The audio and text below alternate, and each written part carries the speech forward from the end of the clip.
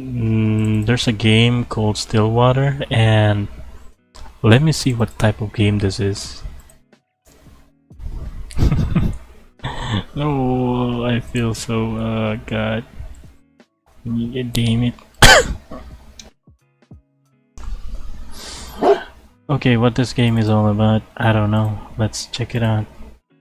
Looks like a fun, nice game. Very my type. Okay, how long is this game? Stillwater. Break room options. Let's go with the music.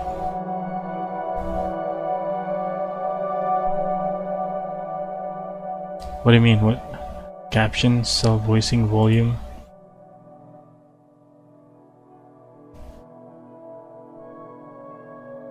Hey, welcome. This is Stillwater. It's a itch.io game. I don't know what is it about, but let's go.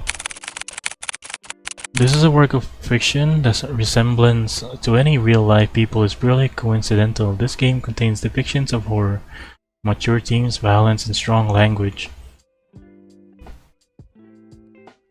Don't worry how long it is. Just enjoy it. I will. Well, let's remove the background music so we can get into the game. Viewer discretion is advised.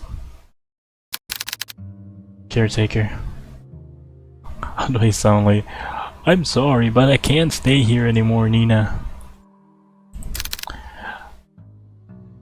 I feel like I'm going crazy. Calm down. If we can just talk it out. So many strange things keep happening after another.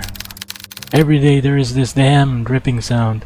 I thought it was just something leaking at first, but I check every faucet, every ceiling, every pipeline, and still I hear it everywhere, constantly echoing in my ear. Was it Nina? Oh, but the water. I find random pools of water just appear out of nowhere, just like the dripping. I guess someone's wet. But it's at night. It's at night when it comes. I don't know if it's my paranoia, but I swear I could hear footsteps walking along the hallways, walking on pools of water. They walk, and they walk. Why do you say that, caretaker? Upstairs, then downstairs. And upstairs and downstairs, upstairs and downstairs, upstairs and downstairs, upstairs and downstairs. And it goes on and on and on and on like that. But somehow it does come to an end. And it ends. All in front of your grandfather's room. I know that this is a lot, but you have to believe me. Not with the on and on and on and on.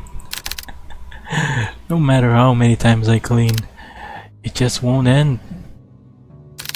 I can't stay here any longer. I'm sorry, Nina. It's okay, I understand. Thank you for taking care of my grandfather. Nina, please listen to me. I don't know what's happening around here, but... The woman on the phone cautiously looks around before speaking again in a hushed tone. Oh, there is something. Something terrible is lurking through this house. I don't know what it is, but please, as soon as you get back, take your grandfather and just leave this place. I can't just leave. That's my home. Please, Nina, this place is not safe. I don't know what you saw, but I can't just leave things like this. It's my home, it's my home. Oh. Sound phone hangs up. Diner. 7 p.m. Amid a foggy morning, there sits a man by the corner of the booth. Must be the protagonist. He drinks black. Must be the protagonist, and depending on his mood, occasionally orders a donut. Must be the protagonist.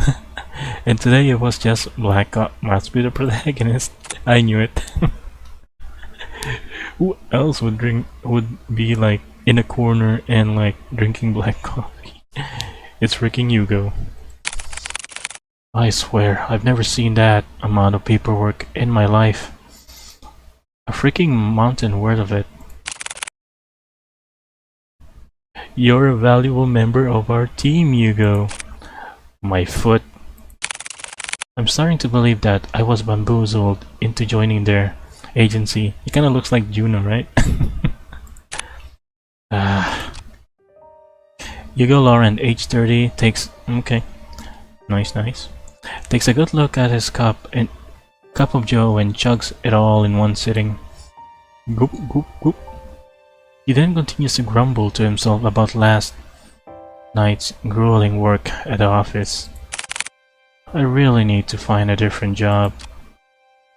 As he contemplates his poor life choices, he looks out towards the early mist. There was something inherently terrifying about the fog to him. How it engulfs everything and nothing. And that Juno's brother. Even if it disappears, it always leaves behind traces.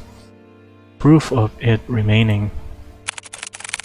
Even in a quaint little town like this, I can't even run from my fate, I guess. Hugo finally stares, oh my god, stares at the compiled newspaper clippings he put together. That's a lot of newspaper clippings. But I wonder what detectives are doing now. Since old times they use like notes, clippings from newspapers. Now it's like online. Put it on a memo. Reminder. Some of them from recent events, but mainly all were past headlines of missing person cases. No matter how many times I see this, it's still just as hard to look at. Fixating case after case, he can't help but remind himself that there is a reason for all of this. An all too personal reason. Seeing strange things come with a price. Is he like a Constantine or something? In the end, I'm not the one doing this to myself. Sounds rough. Mind if I join? An annoyingly familiar voice interrupts his train of thought. He slowly looks up to see the one responsible, although reluctantly. Oh, it's a dark-skinned guy. You're very tall, man. Good morning, Hugo. Hugo scowls and turns away from him. He then gathers the files and shoves it back into the binder. Meanwhile, the tall man takes this as an initiative and sits at the opposite end of the booth. Okay, I'm headed out. I got like 3 hours and 30 minutes left after work. I have to work 10 hours, go to school. Yes, please take care, okay? Why am I flirting with it? No, this is me. And this is just another big boy. Take care, 02, thank you very much, and take some rest, okay?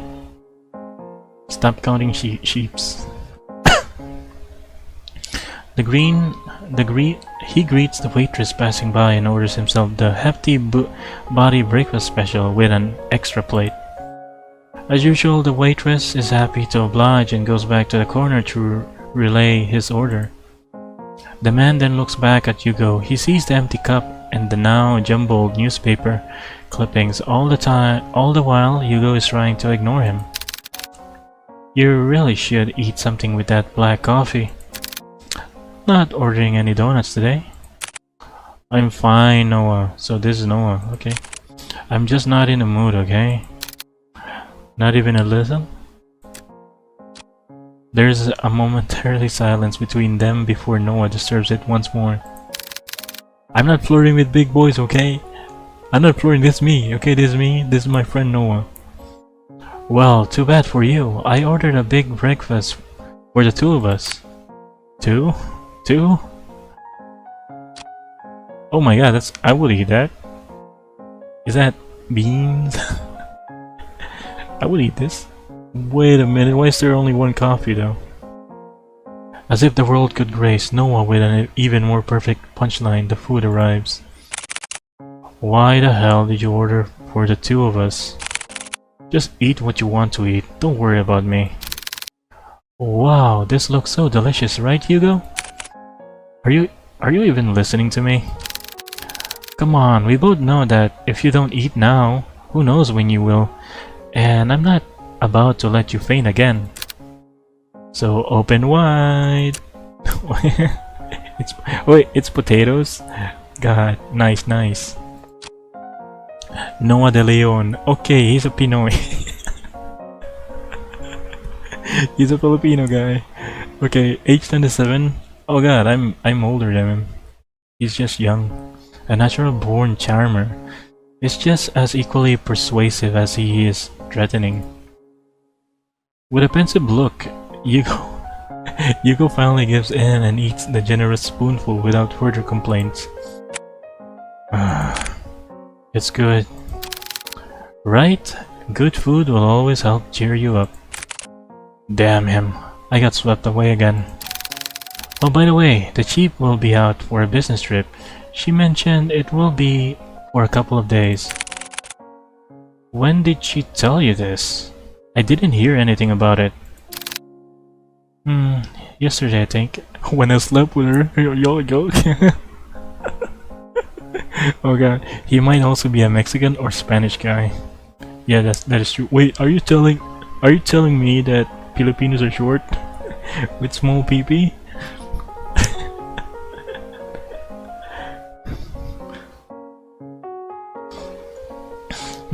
Yesterday I think. Yesterday, she told me to sort out the cabinets yesterday. She didn't mention anything about a business trip. I guess it was a pretty sudden one. Well, I mean, she did tell me to tell you. And lucky me, I know where you go every morning. Oh god, stalker much. You know what? I'm not surprised anymore. Well, what do you want to do? We technically have the day off. I'm gonna head back to the office. There's a couple of boxes I didn't get a chance to sort out. In that case, I'll come with you. Stop. Go with your tucked pants and go away. Why? You could just rest for the day. And pass up this opportunity to get to know you better? Yo. Quit it. After their enlightening banter, the two of them finish their breakfast, pay for their meals, and head to Hugo's car. Just short. I got big pee.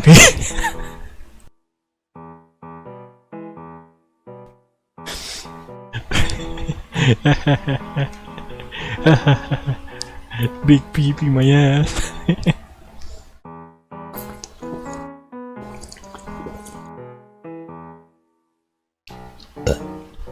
We're like top 1 for the most smallest site in the world. Wait, really? Damn. Oh, my back. Oh, my back hurts. As Noah opens the door to the passenger seat, he notices a bloodhound sleeping inside. Oh my god. One proof, Mr. 56. Oh no, please don't show me. No, I don't want to see no pee-pee. The big dog stares at the sounds of the car opening and lazily stares at Noah. We're in front of the freaking car.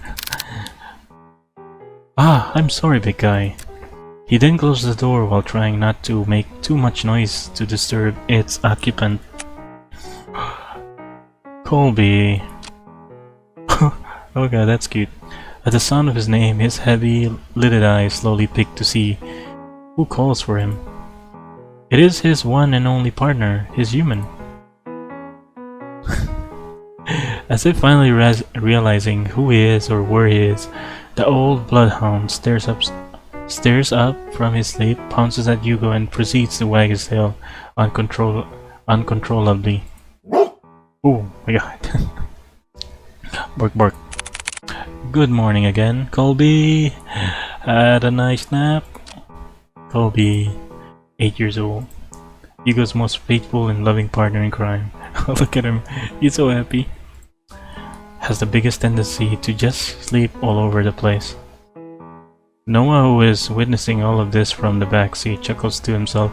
He is amazed and slightly defeated at Hugo's sudden surge of energy. It doesn't matter how many times I try.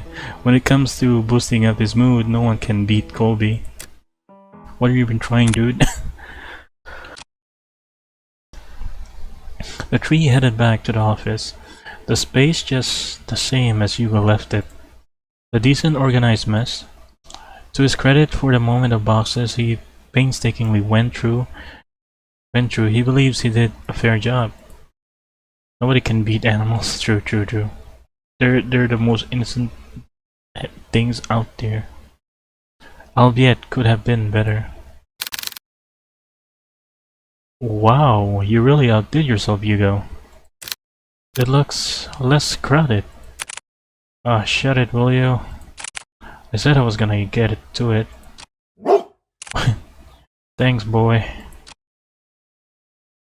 Before Hugo could continue to give deserved head pats, he notices someone. A woman stands timidly peering outside from the storefront. The woman appears a bit frantic.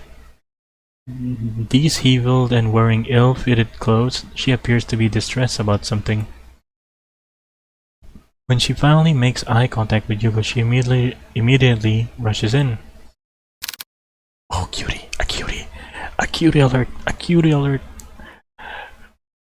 Well, hello. I'm so sorry. I know that the close sign is up, but I saw you come in and I...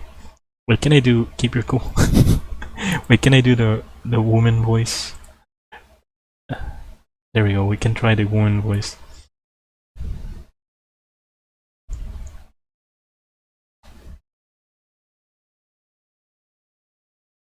I know that the closed sign is up, but I saw you come in and I...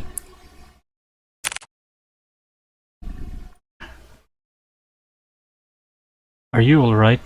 Are you alright, miss? I need your help.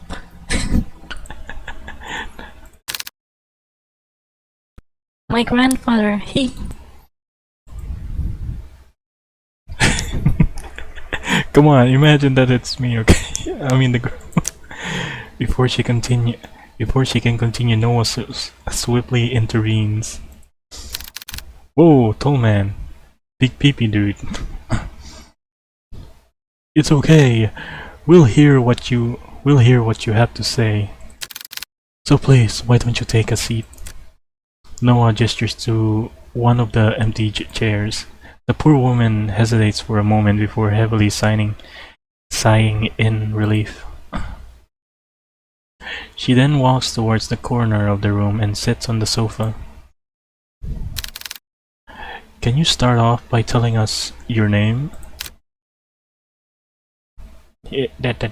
Look at that smile though. Sorry. I'm sorry for earlier. My name is Nina Mortimer. Mortimer? I need help watching over my grandfather tonight.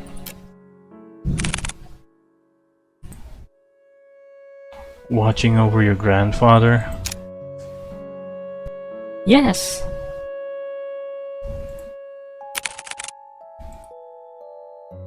I'm sorry, Miss Mortimer, but I don't quite understand. Is he in danger? Oh god, I got confused with the girl voice. Wait. There we go. It's because the thing is like over here and I can't like see much. There we go.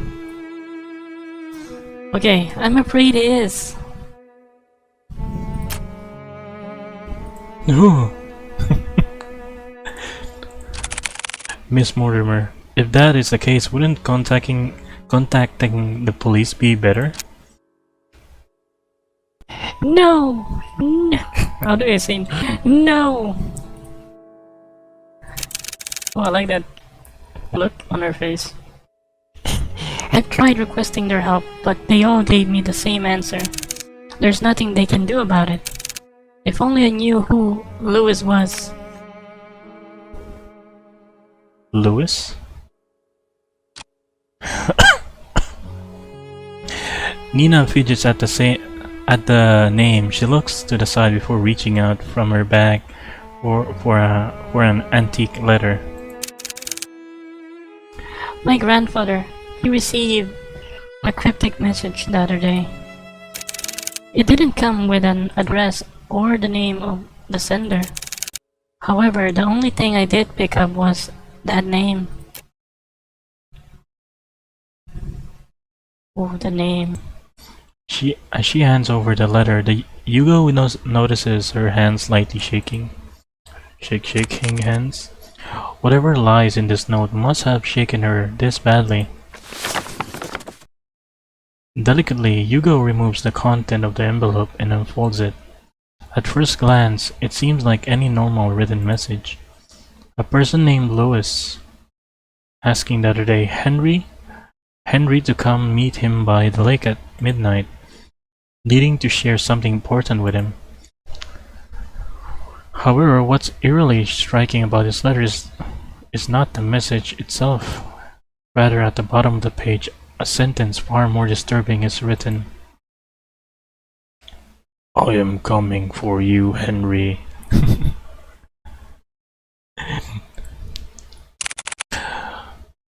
Were there any other letters like this? A few of them.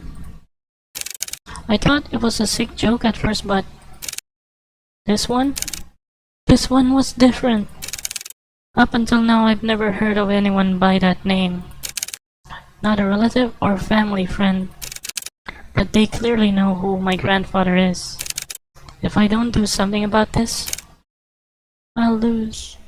Sobbing. I'll lose him too. Just by uttering the words alone, Nina breaks down.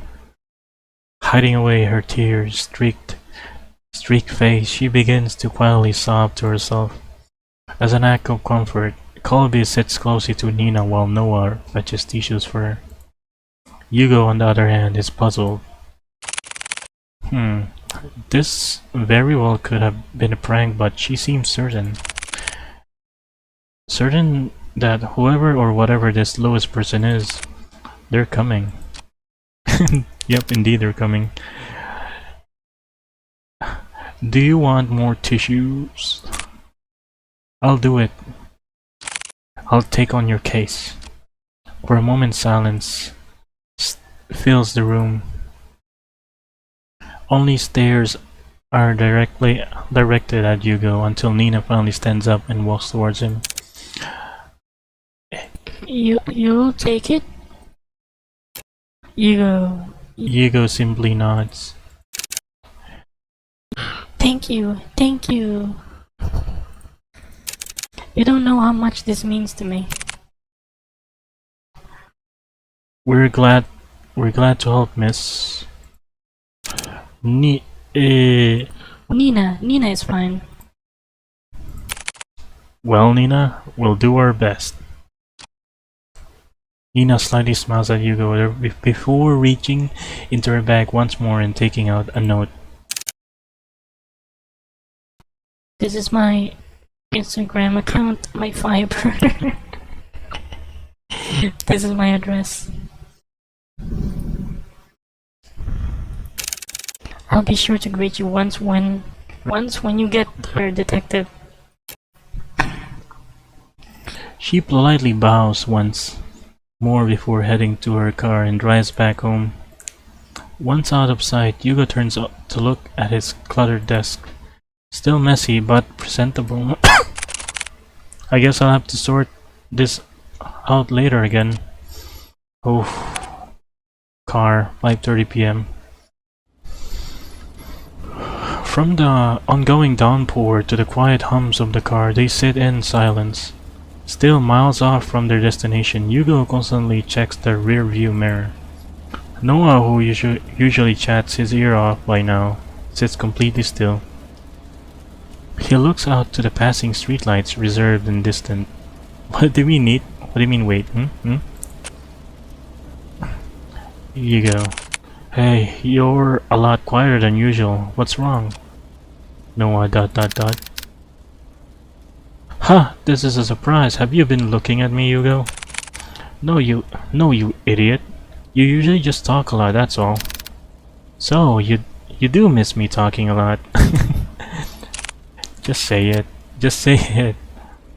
I didn't want to offend Nina earlier, so I kept quiet until she finished. But it's her last name that caught me off guard. Huh?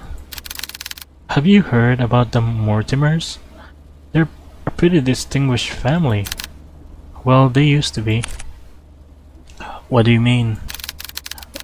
They've been stuck with so many tragedies that over time people began to believe they were cursed or something. Every other year, I would see a headline on the local news about one of the family members' deaths. And you know what's strange? All of them have been labeled as accidents. No foul play, no nothing. Just another unfortunate event for the family. Maybe I understand why she wouldn't go to the police. She probably thought they'd perceive her as a paranoid or hysterical. Or worse, crazy. I can't imagine all of this. Poor Nina. And most of all, who knows what we'll find there. Is that why you decided to come with me? Well, partially. I'm more worried about you though. Yo. I don't do that. I don't do that, okay? I don't swing like that. Think of it this think of it this way. I'm the appointed driver. Ayo. Hey, you're listening, Vicky? Oh, when you decide to do some pretty reckless shit, I'll be there to drive you to the local hospital. How good of a buddy are you? Oh, besides, two are better than one. Exactly, I was fine with Colby coming with me. He was fine with the dog instead. Yeah, let's go. Well, have you heard that 3 is better than 2? You know it. Tea kicked in. Bro, what kind of tea have you been making? Does it have electrolytes and the gamer energy? Is that the gamer tea of all gamer teas? Mortimer Estate, 6 p.m. Oh, nice. Passing through the countless dirt roads and steep cliffs, the estate reveals itself beyond the evergreen. I don't know why rich people have to live in the pretty dead place. Pretty far away from civilization. Nestled and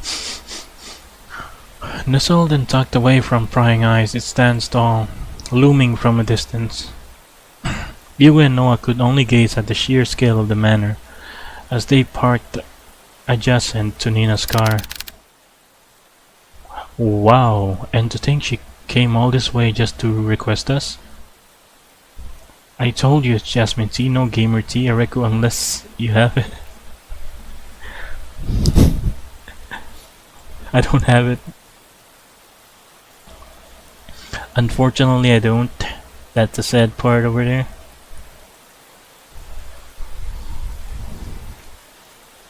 You know, I like this type of games, like some novels. I kind of wish there's like a female backup voice that can like read with me. I can do all the boy lines, and the other person would do like the female lines. I've been thinking of that before, but nothing worked. Nothing happened. I didn't get no stuff like that. It took us more than a couple of hours to get here. I don't have a tea, okay? I got a freaking... Fine, I got an apple tea. I'm drinking apple tea.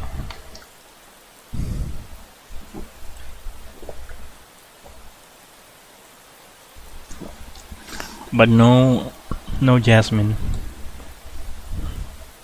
I don't even know what kind of jasmine and what Jasmine tastes like. Female with this kind of art style? I mean, there is like a female character, right? But I'm pretty sure it's like most of the 80% of the voice lines here is like male ones. It took us more than a couple of hours to get here. Maybe she really didn't have a choice. What do you mean? Come on, she's waiting for us. Immediately after exiting the driver's seat, a sudden sharp pain weighs heavy on Hugo's chest. Grasping tightly at his coat, he begins to gasp for air. His gaze hazes as he leans close to the car. Oh, what's happening to him? I think he has like a gift, like to sense stuff. Like a fish drawn out from the sea, he desperately heaves. But this ache he harbors pales in comparison to a pain far more excruciating. Is it the house? No, something far more sinister. He feels it. Someone is watching him. A piercing gaze fixed on him, like leering at a bug and waiting to strike. I'll never forgive you. What the hell? Damn it already? I need to hurry or else. Why are you guys mad? Hey, are you alright? Noah calls out to him, snapping him out of his fixated trance. Goblin nudges his head against Hugo, whining with concern over his partner's well-being. Did you hear that just now? Hear what? That... oh god, that voice. It was so close to my ear. Oh, Nina's back. Oh god.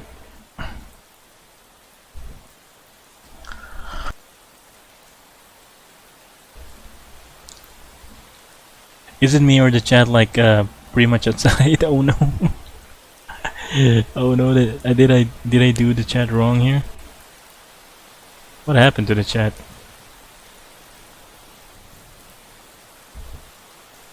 There we go. Oh no, I did a foul play on the chat there. Yeah, I know, apple tea is delicious, very yummy.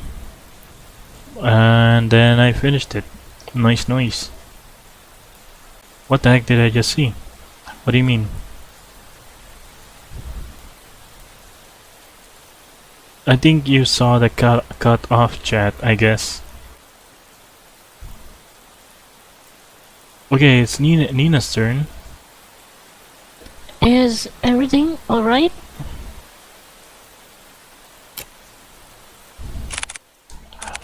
Oh, I'm fine, don't mind me. I'm just a bit winded out from the trip, that's all.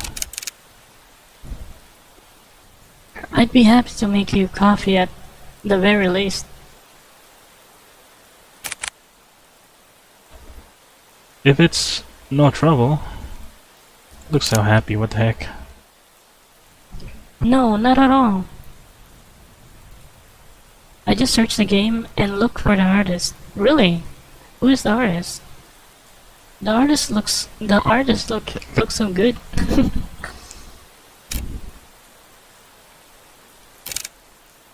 It's the least I can do. Once again, the subtle uneasiness from Nina surfaces. Sasa, that's a cute name. But before Hugo could get a chance to look further into it, she walked off towards the front porch without saying another word. Are you sure you're alright? You sounded like you were choking earlier. I said I'm fine. Besides, we're already here. We can't back out now. Listen to me. I think you should. Noah abruptly cuts his lecture. Her name Sasha or he? I don't know. He has a Pinoy flag on his neck. Oh, yeah, that's nice. So Filipino person like did this art. That's amazing. Noah abruptly cuts his lecture short as he notices Nina stopping by the front door. She stands there silently as if contemplating something.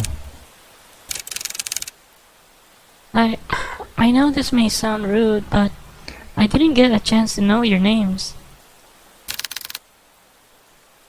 Well, you were pretty out of it when you walked in. I'm really sorry about that.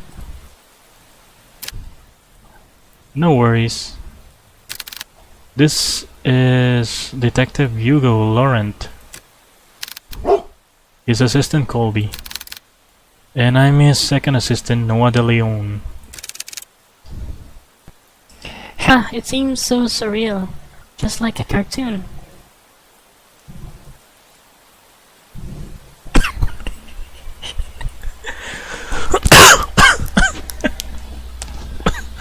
Don't make me laugh. I'm dying.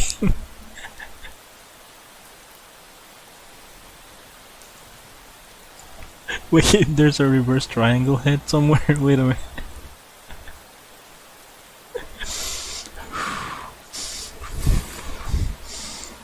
I just noticed that the blue guy has a reverse triangle head. Bruh, drink some water. Oh god, I can't help it, man. When I'm like giggly and dead, I cough. Where's the reverse triangle head? I can't see it, man. Is it? Am I just blind?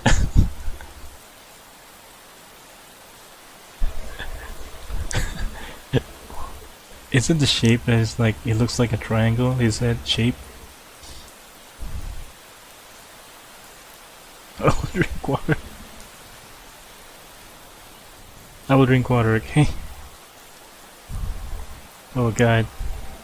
I can see it. What do you mean I can't see it?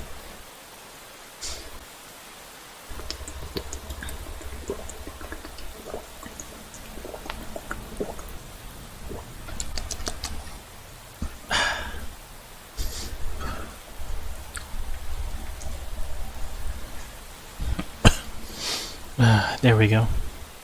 Very nice tap water. Ha! Ha ha ha ha ha. Okay. Nina meekly smiles before turning away from them.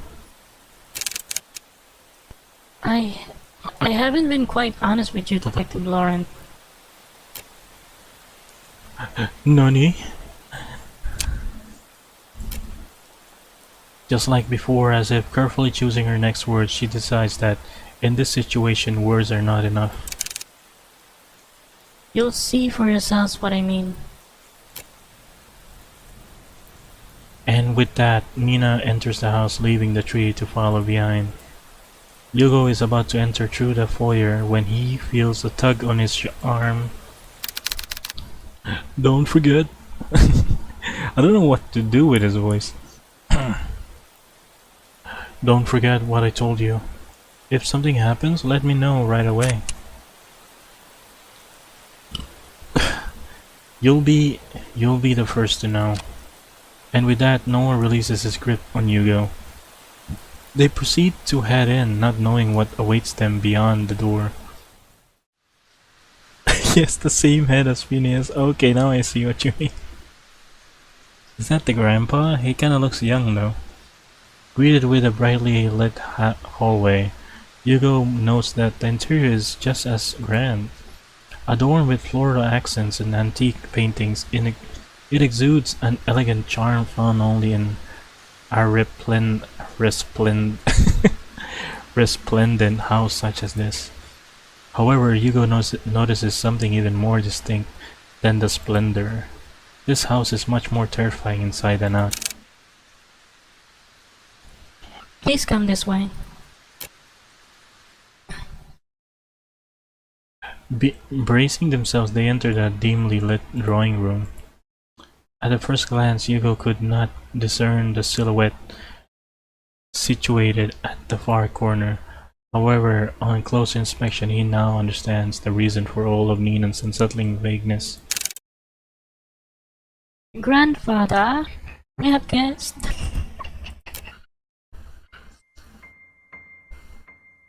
Are you sure he's a grandfather? Am I trolling? Is this me? Yes, I'm the grandfather. Okay.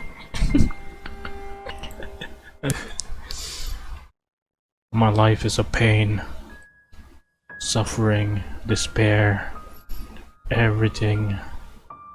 I got the woman, I got a lovely, beautiful daughter. What more can I get? I don't know, life is pointless now. I experiencing I experienced everything in life. Being rich is a boring kind of way to live.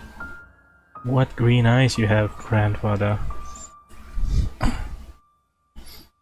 Sitting on the armchair is a young man. He is dressed in a white collared down dress shirt, tucked in with black slacks and black penny loafers. Staring only at the window, the young man sits there dazed with little acknowledgement of the people around him.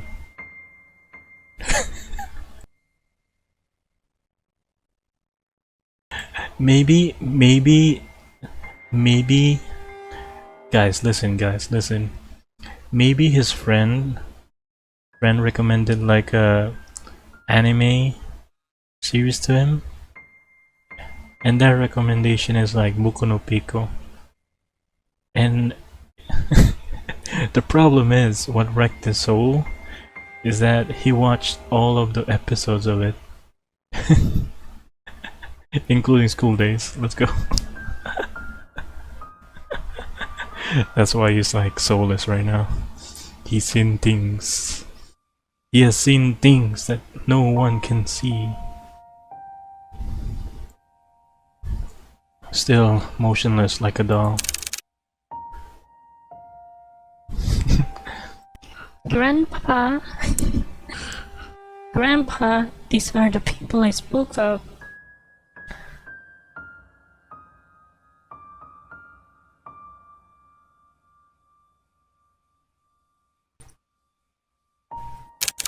This is Detective Laurent and his two assistants, Colby and Noah. They're going to help us. Gonna pico. Even after introducing them to the head of the Mortimer estate, Hugo and Noah could not help but feel unnerved. I'm kinda confused. Is that the thing? The girl is calling him grandpa, but the description is like young man sits on the chair. Wait a minute, something sus here. Could it be that they killed the grandpa and like like replaced the boyfriend there?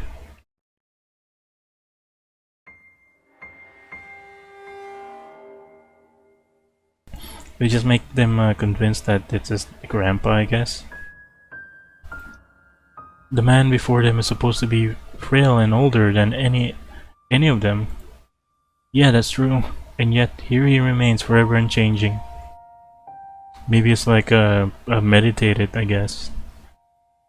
He mastered the power of meditation. Forever young. They've come a long way, so I'll be making some coffee. Would you also like some, Grandpa?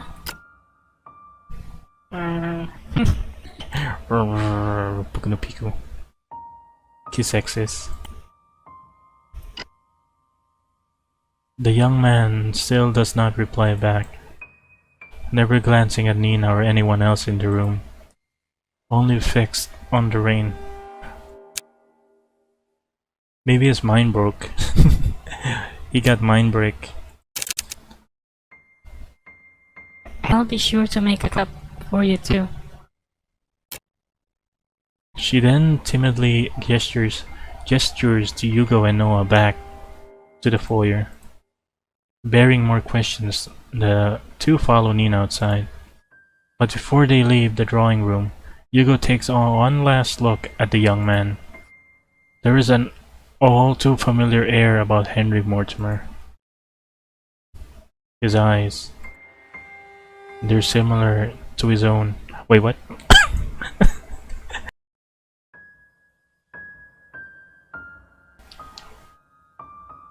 What do you mean similar to his own? Like he has his eyes is like similar to his eyes?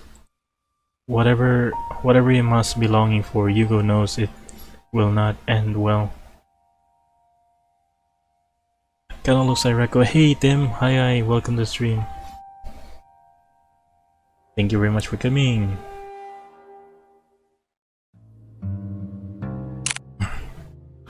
Nina, that man.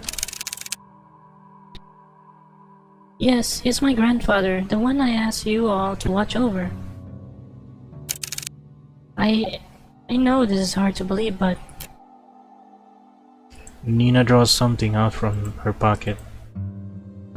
It's an antique picture of a young man with slick back hair. Yep, that's Areku. Wearing a luxurious suit. He appears to be poised and refined. Well, not poised and refined though. A complete contrast to the current Henry Mortimer. Oh, what was that? this isn't much to go by, but I swear he is the same person. Then why does he look so young? It happened a few nights ago. I was on my way to get a cup of tea when I heard a loud thud coming from my grandfather's room. I was worried that something fell over, so I went to go back. When I opened the door, I found him collapsed on the ground. I rushed to help him up, but when I did, he looked so different. So many things were rushing to my head, and yet he felt so familiar to me. He wore the same clothes that my grand wore that night. And his face, I recognized his face. He just looked younger. That was also the same night I found that letter. It was next to him, already open. I'm sorry again for all of this. No matter who I went to, they either said something was wrong with me or my family. With everything going on, maybe they're right. The pools of water, the ripping sounds, the letter, and now this. Maybe my family is really cursed. They're not.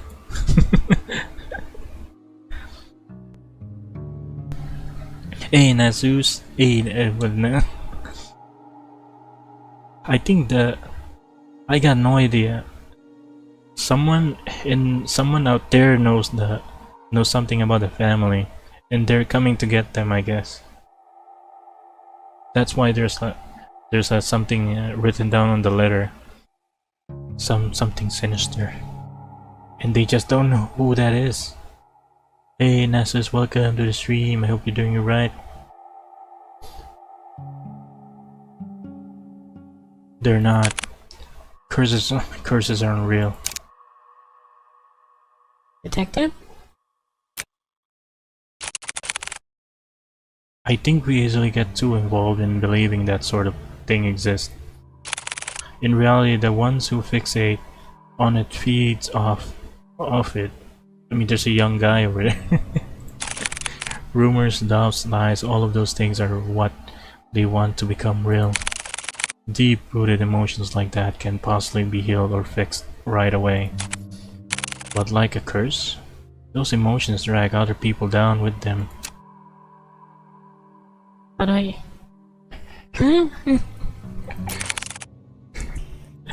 Personally, I think you were caught up in all of this. But I assure you, we'll see this through. For you and your grandfather. Thank you. Good. Now, our first priority is to find out more about Lewis. Yeah, it's all about Lewis.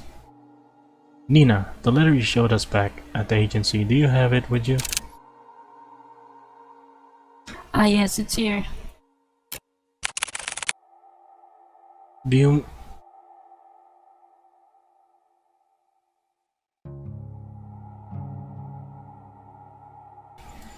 Do you mind if I borrow it for a bit?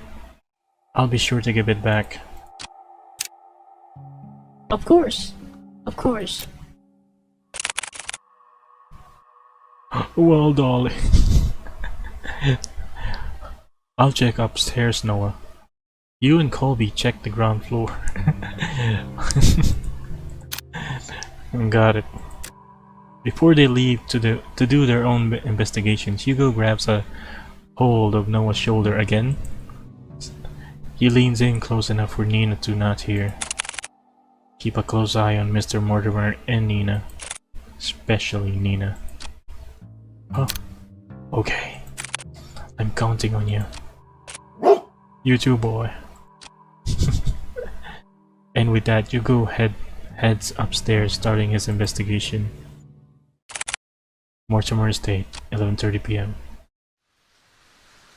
After searching vigorously through each of the rooms, he knew his findings would eventually lead him here. This is it. Hugo walks towards the nearest lampshade and opens it. Dimly illuminated, he sees the extent of how lavish this part of the house is. From customized drapes to the vintage furniture, everything here exudes that extravagance. But much like the interior Hugo has seen so far, he finds this one in particular reeks of it. Plastered from wall to wall, a sense of gloom lingers. It's as if the room itself is moldering despite its preserved nature. I need to hurry. I don't want to stay here for too long. Okay. 11:50 p.m. He searches and he searches, still with no sign of anything. Okay, I gotta go for now. Gotta eat. Okay, I gotta go for now. Gotta eat something and work on my project more. Bye, everyone, and Areku. Hey, thank you very much, Vicky. Hope to see you again soon, okay? Take care and yeah, good luck. Good luck on your project. Hope to see you streaming soon. Ouch, ouch. My back. Bye bye. No one. Not one thing pertaining to Lewis. What the? Damn it, nothing! It's as if he cleared out everything, just blanked everywhere. No, it has to be here. I'm just missing something. He ponders again before remembering the letter. This is the only proof Lewis exists so far. I'll try to read it again, maybe I overlooked it. As he takes the letter out from the envelope, he notices a change within. Wait, there's a change? Bearing no foreboding. Right at the bottom of the page, it looks just like a regular letter. What the? Yeah, what happened to the freaking writings then? If you can't come, then I understand. It's pretty dreary after all. But if I can ask one last favor of you, could you keep my locket? I know this is selfish of me, but I'd like for you to have it. I'd be happy knowing it's with you. Thank you for everything, Henry. Forever yours, Lewis. Wait, what happened to the dreary sentences? This is the same Lewis? I thought he was the cause of all of this. I don't understand. What happened? Without warning, the sound of a click can be heard across the bedroom, as if someone locked itself. Hugo turns around and sees at the foot of the bed a chest. Unlike the other furniture, its dark and rustic features have not been maintained well. Left to rot on its own, preparing himself, he opens the chest. Inside, scrambled together, are bunches of notebooks and small trinkets. Hugo continues to rummage through when he stumbles across an old newspaper article. Young man found dead by the lake. Whoa. An unidentified young man was found on the morning of 3 days prior to his death, according to the police. Ruled out as a suicide, police have claimed that the troubled youth drowned himself. This certainly is a tragic loss, an unfortunate event indeed. Comment. No claim of his body has been made yet. Never been found, huh, Lewis? By the corner of Hugo's eye, he spots a bright glint buried beneath the clutter. He reaches for it. What's the locket? A locket of brilliant gold shines unblemished, retaining a timeless luster. Inside it safeguards a picture of a young man with glasses smiling brightly. Who the heck is this young man? This must be the locket that he was talking about. It's so pretty. I'm surprised it still shines like this. And this picture, did he put this here? No. It might have been Henry. But why? Why would he store it away like this? What should I do? Take the locket, of course. I should probably hold on to this for now. Hugo is about to put everything back into the chest when he feels a wet and cold sensation crawling up his leg. What? Water? A pool of water relentlessly spreads across the floor, already seeping into the chest. Damn it, no! Oh, suddenly the light shut off. A scream is heard followed, by a myriad of shouts. Hugo is about to call out to Noah but stops at the sight of a pale feet before him. Oh god, there's a feet. Looming over him stands a tall and ominous figure.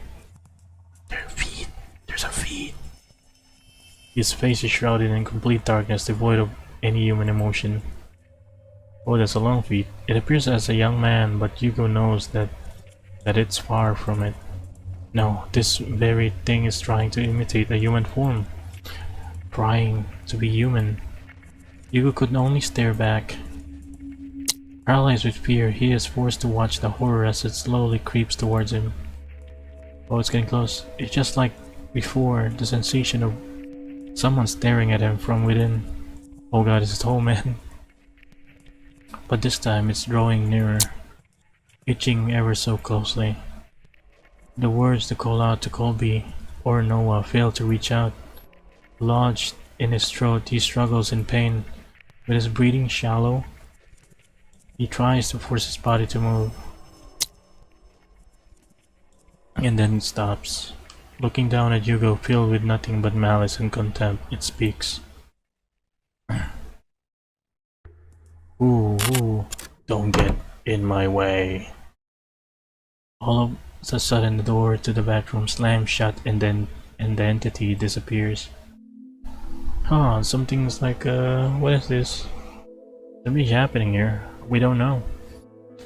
The tension from his body finally releases its agonizing grip, and he gasps desperately for air. His vision blurred and breathing jagged, he staggered towards the door. He yanks at the handle several times, but it's tightly jammed. Fuck.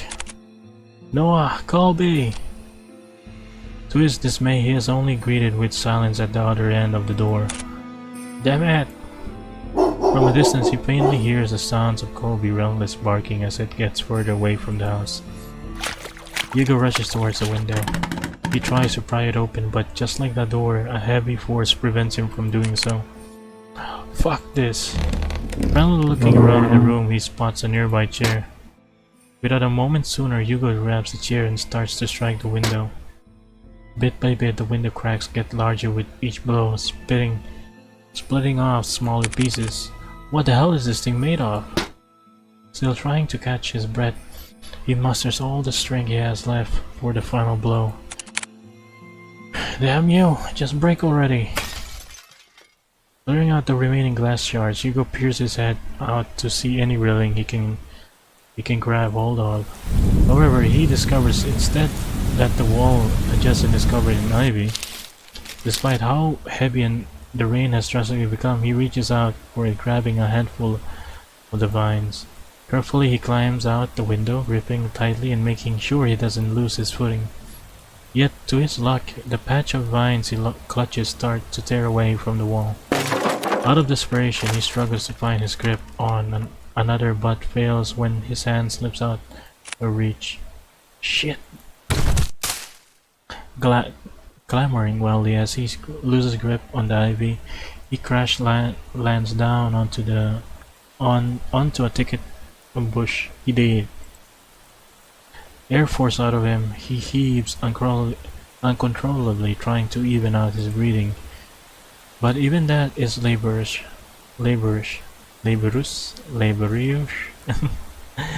An immense pain spreads across not only his back, but his entire body. God, I'm getting too old for this. I can relate. Although his body screams out in pain, he forces himself up. There's still time. I can do this. I have to do this. With staggering feet and haggard breathing, he makes his way to the place where it all started.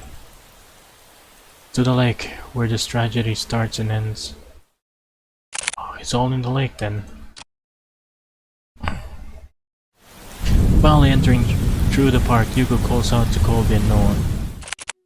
Colby! Noah, where are you? He hears faintly the sounds of barking and echoes of people yelling in the distance. He rushes towards the echoes, guiding him through the downpour.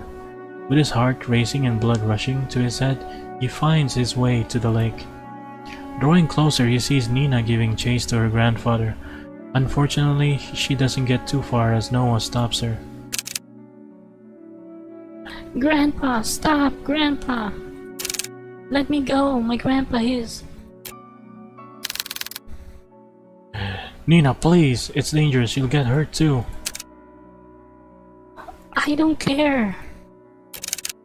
Don't want to lose anyone anymore. It's at this instant, Hugo trudges against the water, pursuing in Nina's steed. Hugo? No, don't! No! Please! What was this? Please? Please falls deaf to his ears. Not even the whines and worried cries of his partner could make him turn back. Determined, he trudges further in. Nearing the deep end, he sees Henry Mortimer gazing directly at the abyss.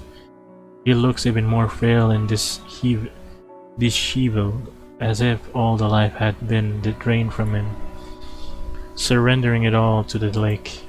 Before Henry could lean in, Hugo reaches out and tugs at his arm.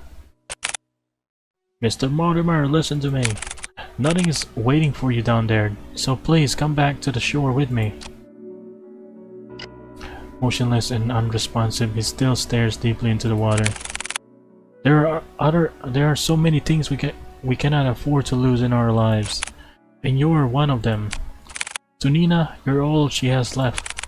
She needs you, Mr. Mortimer. Hugo felt it, a slight jolt from Henry's arm, as if stirred by the mention of Nina.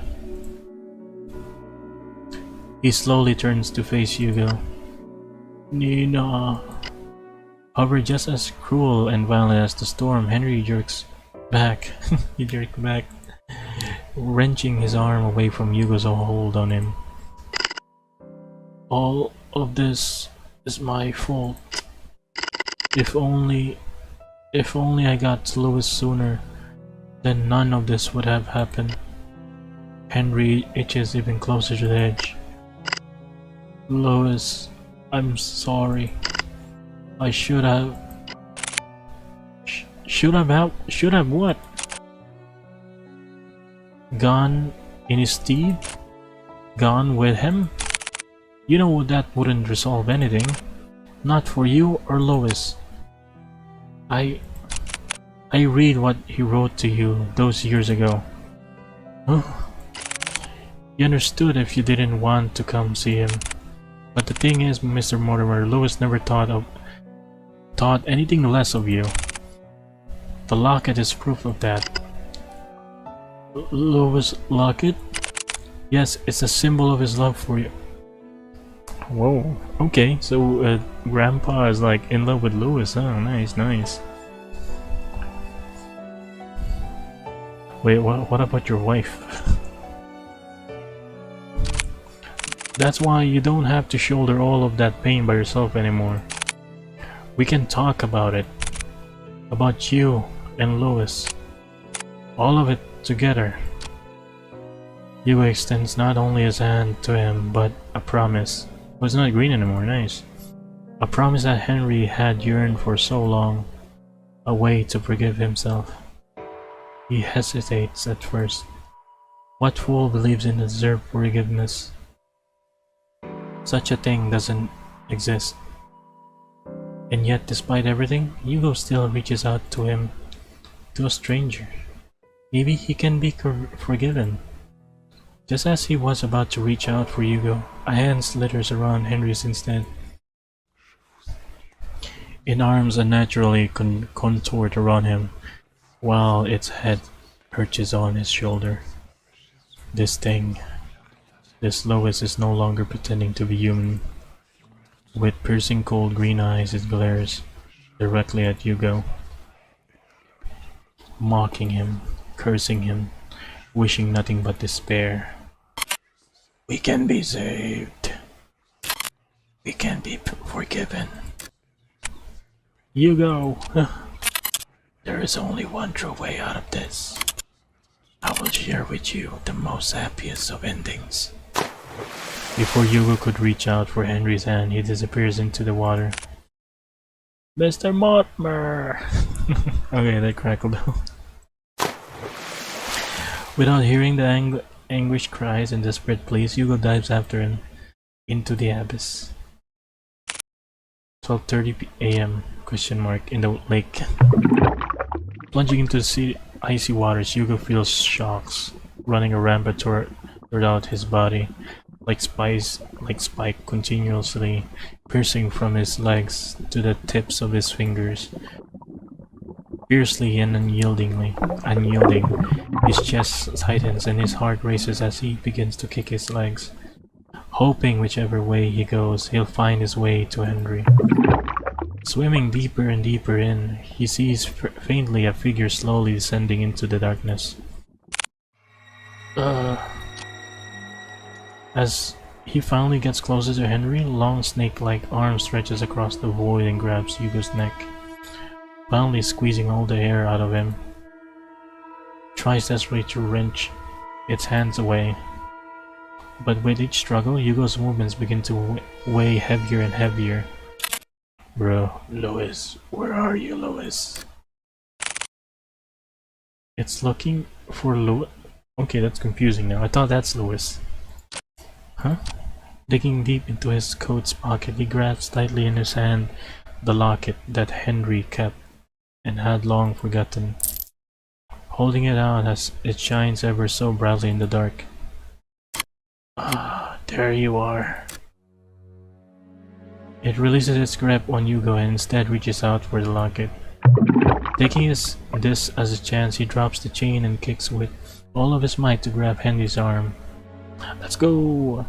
With his heart burning and his body screaming, he swims desperately to the surface. Almost there. I just have to. As the tide from the surface begins to blur, Hugo makes one last attempt to reach for it. With his limbs worn out and his energy spent, this is all he can do. Oh, I gotta save Mr. Mortimer. Before he loses his consciousness, he notices a figure swimming towards them, getting closer and closer. And then everything fades to black. Drifting along with what feels like an endless sea, Hugo curses through the wave after wave, not knowing where he's going or caring for that matter.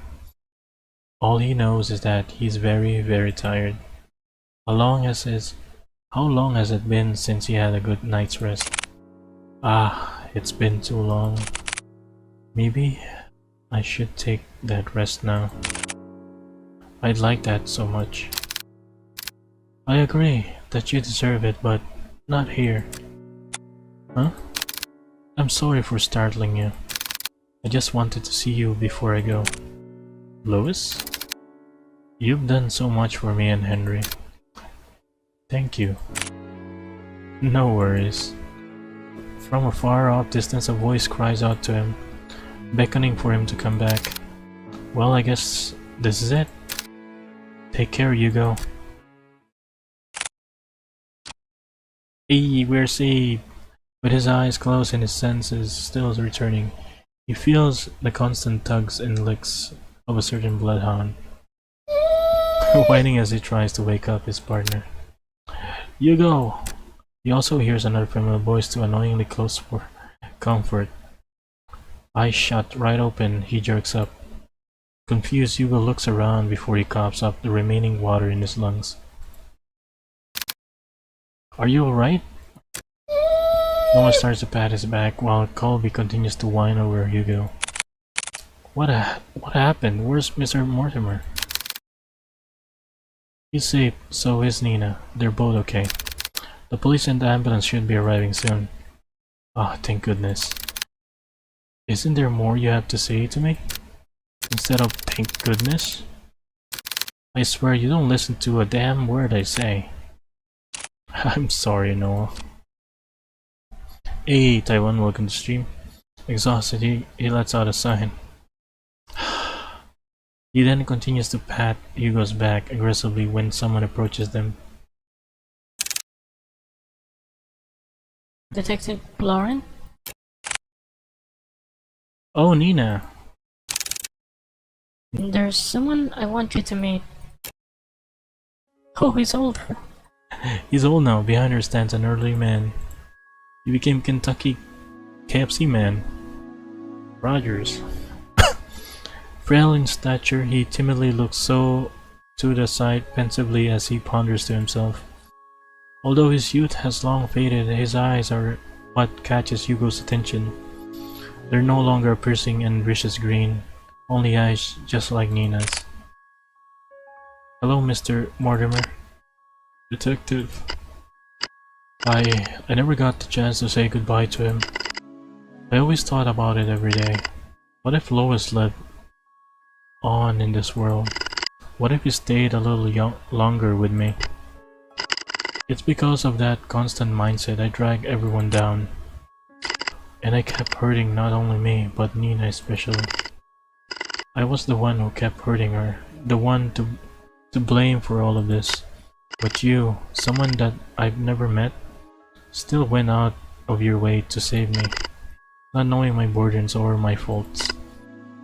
Thank you. Hugo reaches out to Henry and smiles brightly at him. It's my pleasure, sir. But before he lets go, Henry tugs at Hugo's hands one last time. I hope that someday you too will overcome it. Huh? The next day. Hey, we're back. Well, good morning, Hugo. You're bright and early. Morning. With much fervor and haste, Hugo resumes writing on his notepad. Although by close inspection, he looks like he's going to combust any minute. Are you writing up the report? Without looking up, Hugo responds back. Yeah, for the most part. You still need to write yours too?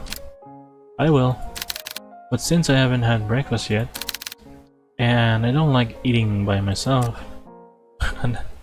Another one? Let me guess. 2 is better than 1. Bingo! Wow, Hugo. You're really catching on. I'm so proud of you. Ah, shut it, will you? I swear, if only I hadn't fallen off from the goddamn window, maybe my report would have been shorter. Before Noah could begin to cut the bacon, he pauses at the mention of Hugo's report. Oh yeah, by the way, mind telling me what happened to the Mortimer's window? I broke it. Well, that's obvious to me. What I don't understand is, why is it broken? Do you know how much it costs to repair a window like that? I know, it was really dumb of me. I'm sorry. Besides, I told Mr. Mortimer about it before we left. Honestly, I was expecting an earful from him. And also the bill. And Surprising enough, he said it was okay. So what? You just called it a day after all of that? Thank you so much, Mr. Mortimer. You broke it. You pay for it. Would you chill? Of course I'll pay for it. But each time I kept insisting, he just shrugged it off. Said that we already went through a lot for them, so this was nothing in comparison. You know what? He's right. After all that we went through, I deserve at least a nap. Hugo puts down his pen and proceeds to head for the couch. Hugo puts down his pen and proceeds. Colby follows after him. Wait, what about breakfast? I'll eat it later. It's nap time now. Heavily signing, Noah sees, sets aside the food on his desk and joins the other two at the couch. What the fuck? Noise. I'm getting old. I mean, you are old. Shut it. It scratches. Sorry boy. Suddenly, Hugo scratches the back of Colby's ears. Wait, Noah, come on. You know, I'm glad that you came along yesterday. Oh, what's this? Are you getting chummy with me now? Call it chummy or whatever, but I really mean it. If you hadn't saved us back there... Look, I told you before, I'll be there whenever you get yourself into reckless shit. Besides, didn't you say this was nap time? Get some rest. You deserved it. You too. A calming silence fills the room as the three fall deeper into sleep. No big parties or celebrations, just each other's comfort in sharing this small but rewarding night's rest. Good end, a night's rest. Thank you for playing. Yeah, let's go! I finished it! Let's go! What's a break?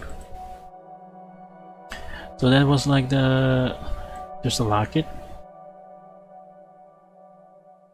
Oh, it's a music, okay.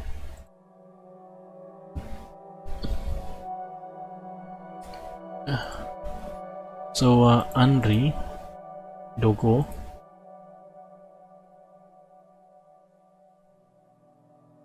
Oh, that's nice. I kinda like the art here. Very, very cute.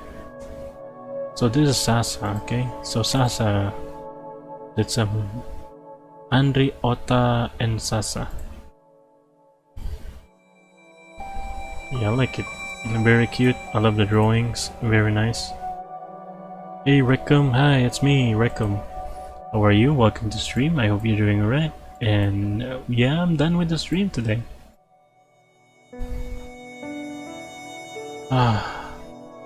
It's been like a few hours now, so I gotta call it a day. Can send bit, not like this. Sorry, I don't have Bitcoin. Bits. I do have PayPal though. But thank you for the kind gesture though. Potato heads off. My potato. It's like almost 5 AM now. Been awake for like almost quite a while. But hey, I hope you're doing alright. Please like take some rest, okay? And thank you very much for coming by. Yeah. Bye bye everyone, and have a nice day. And thank you for watching. So yeah, see you. PayPal doesn't approve Turkey. Oh, so something's wrong with Turkey then. It's alright. So yeah, bye bye everyone. Take care and have a nice day. Bye. And this was Stillwater. Yes. Bye.